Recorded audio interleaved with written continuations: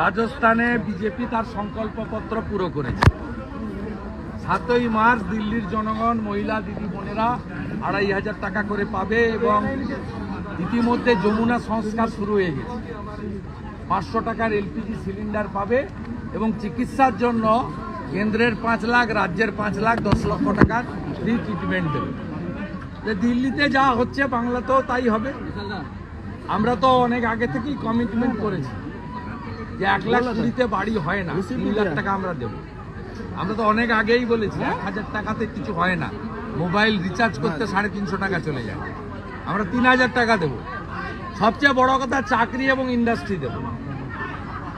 মমতা ব্যানার্জি উত্তরবঙ্গের উপর এত রাগ, নোটিফিকেশন বের করেছে 7ই ফেব্রুয়ারি চা বাগান বেচে দেবে।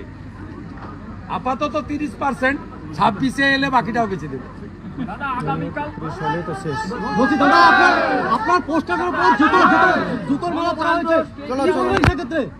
তৃণমূলের কতগুলো মুসলমান করেছে, যত করবে হিন্দু জনজাতিরা তত বেশি করে আমাদের পক্ষে আসবে।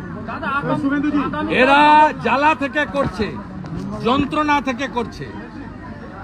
ये डर मुझे अच्छा लग रहा है।